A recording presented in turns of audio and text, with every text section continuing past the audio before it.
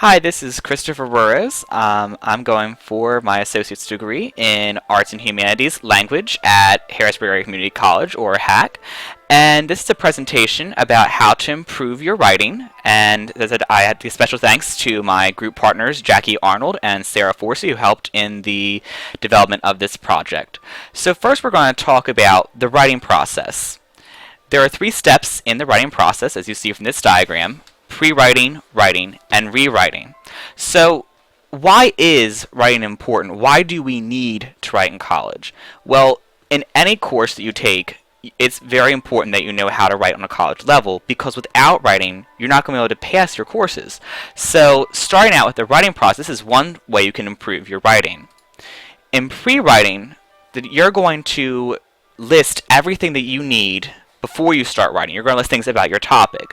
For example, as you see with this cluster right here, if I started out with my topic of music, which is obviously a really broad topic, but I limited that to composers, I might put composers over here in this thought bubble, and then put Beethoven, Tchaikovsky, and Mozart coming off of that. Then over here I might put periods of music, which would be Baroque, Impressionistic. I might over here put instruments like the piano or guitar or drums, and so on. And as you keep going in the cluster, it gets more specific. So by doing that, you're actually limiting your topic, so that instead of writing a novel, you're writing about 500-word paper.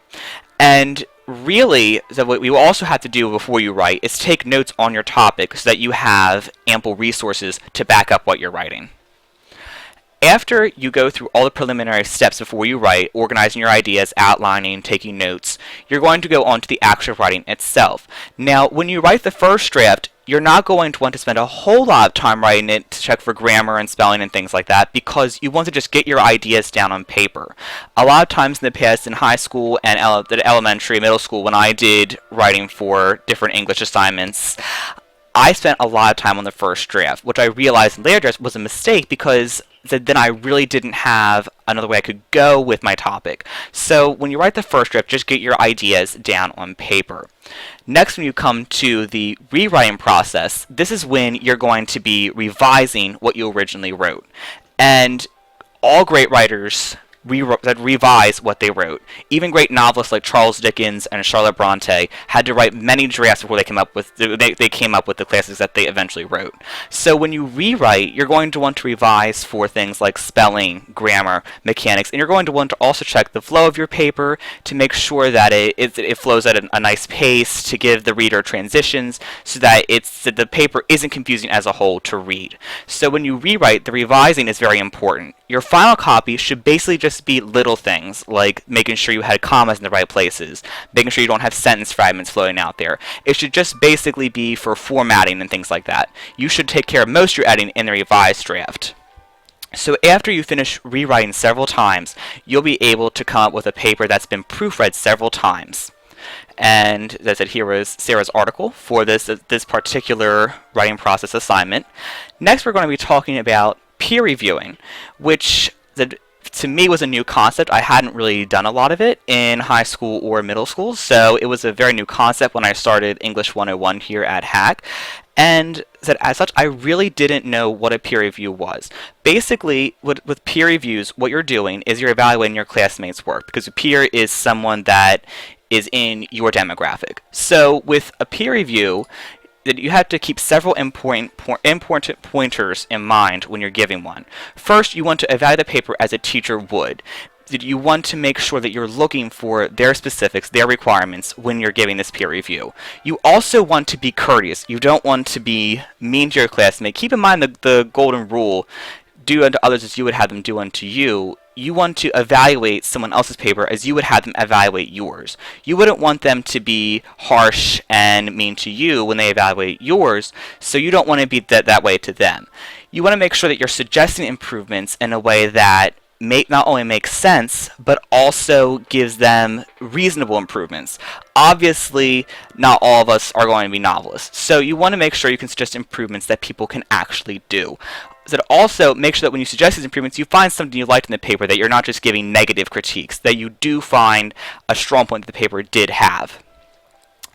And really, why would you want to peer review? Well, because it's going to improve your writing, it's also going to improve your classmates' writing. It also is going to help you better critique your own writing, because sometimes we don't like to critique ourselves because we like to think that we're perfect. So it helps to have somebody else look at the paper so that they can see they'll be able to see your mistakes possibly better than you would.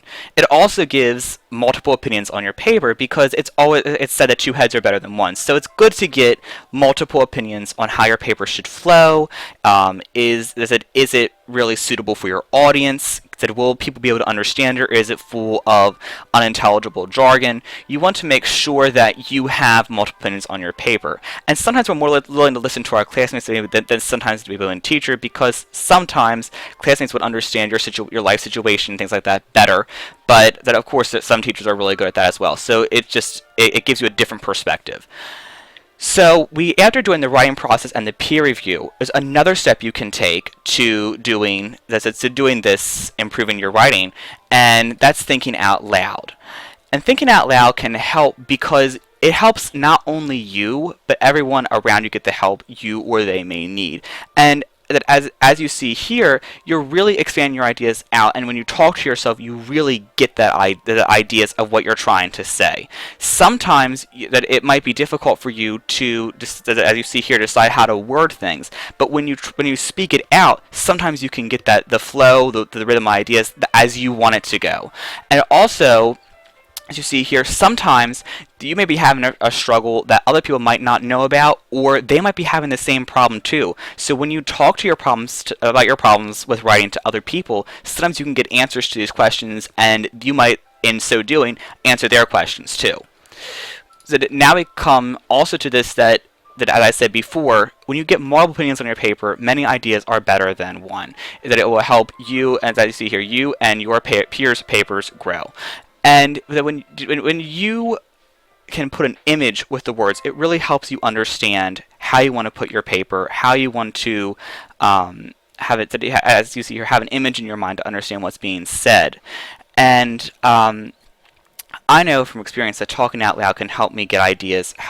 And really, when you tell someone else about your problems, it really does help, because sometimes I've really hit a brick wall when I was writing, trying to discover what I wanted to write about. But when I told someone else what I was doing, oftentimes it really helped me figure out what I needed to do, the strategies I needed to take. Then also with doing talking out loud, having your peers listen to your paper while writing it can also help, because they can give you ideas on how to make it better.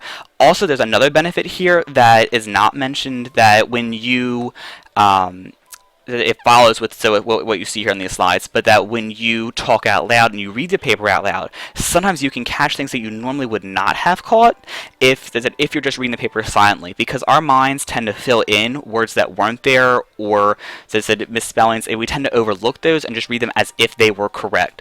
I've noticed that when I read my paper out loud to somebody else, oftentimes I was able to catch mistakes that I could not personally have caught if I would just read silently.